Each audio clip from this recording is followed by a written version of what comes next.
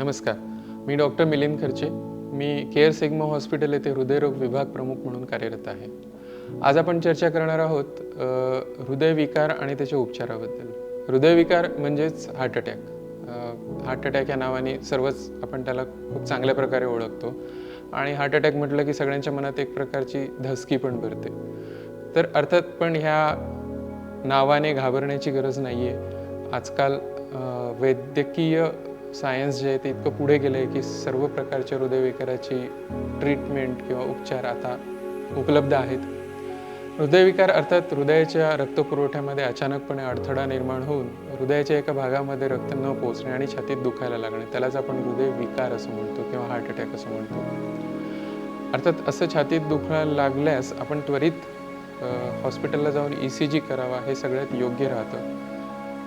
कधी कधी हे दुखणं फक्त ॲसिडिटी सारखं असू शकतं. कधी डावा जबडा दुखणे, डावा खांदा दुखणे किंवा पाठीच्या मध्यभागी दुखणे हे सुद्धा हृदयविकाराची लक्षणं असू शकतात. कधी कधी फक्त घाबरल्यासारखं होऊन घाम येणे सुद्धा हृदयविकाराचं लक्षण असू शकतं. तर अर्थात ही लक्षणं वारंवार होत असल्यात किंवा ती कमी होत नसल्यात त्वरित डॉक्टरांचा सल्ला घेणे योग्य राहतं, कारण हृदयविकार हा कधी कधी जीवघेणा ठरू शकतो.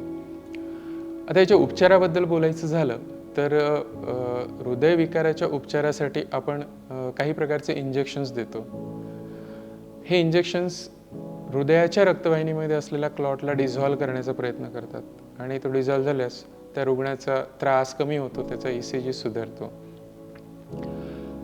ह्याशिवाय प्रायमरी अँजिओप्लास्टी हा पण हार्ट अटॅकसाठी किंवा हृदयविकारासाठी एक चांगला पर्याय आहे. अर्थात ते सर्व ठिकाणी उपलब्ध नसते, पण जगभरात झालेल्या संशोधनानुसार प्रायमरी अँजिओप्लास्टी म्हणजे चालू अटॅकमध्ये ज्या ब्लॉकमुळे अटॅक आलेला आहे त्या ब्लॉकची सरळ अँजिओप्लास्टी करून त्याला उघडणे आणि रक्तपुरवठा सुरळीत करणे, ह्यालाच आपण प्रायमरी अँजिओप्लास्टी असं म्हणतो.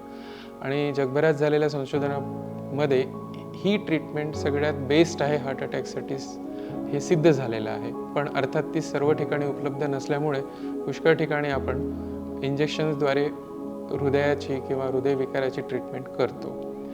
जर इंजेक्शन दिल्यानंतर आराम पडला तर नंतर अँजिओग्राफी करून ब्लॉक निघाला की नाही हे चेक केलं जातं आणि मग जर ब्लॉक असल्यास सिग्निफिकंट म्हणजे 70% किंवा त्यापेक्षा अधिक ब्लॉक असल्यास मग अँजिओप्लास्टीचा सल्ला दिला जातो. जर रुग्णाला इंजेक्शन दिल्यानंतरही आराम पडला नाही, दुखणं सुरू राहिलं, ECGतले बदल कमी झाले नाहीत, तर मात्र इमर्जन्सी अँजिओप्लास्टीची गरज तेव्हाही पडू शकते. त्याला आपण रेस्क्यू अँजिओप्लास्टी असं म्हणतो. अर्थात ह्या सर्व सुविधा आता केअर सिग्मा हॉस्पिटल येथे उपलब्ध आहेत आणि हार्ट अटॅकच्या किंवा हृदयविकाराच्या रुग्णांची काळजी घेण्यासाठी कार्डिओलॉजीची पूर्ण टीम, कार्डियाक ICU, कॅथलॅब सर्व काही इथे उपलब्ध आहे. आणि त्या दृष्टीने रुग्णांनी ह्याविषयी काळजी घेऊन त्वरित त्याकडे दुर्लक्ष न करता ट्रीटमेंट करण्याचं आवाहन मी या व्हिडिओद्वारे सर्वांना करतोय.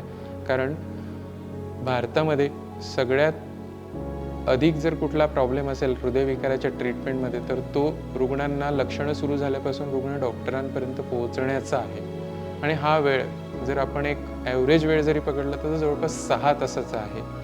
आणि ह्या वेळेला आपण फक्त एकाच पद्धतीने कमी करू शकतो, ते म्हणजे सर्वसामान्य जनतेमध्ये आपण हृदयरोगांच्या लक्षणाविषयी जागरूकता निर्माण करून की ही लक्षणे असल्यास आपण त्याकडे दुर्लक्ष न करता जवळच्या हॉस्पिटलला जाऊन ECG करणे आणि हृदयरोग तज्ज्ञांचा सल्ला घेणे हे योग्य असतं. तर मी अशी आशा करतो की यातून आपल्याला हृदयरोगाविषयी इनिशियल ट्रीटमेंटबद्दल माहिती मिळाली असावी. धन्यवाद.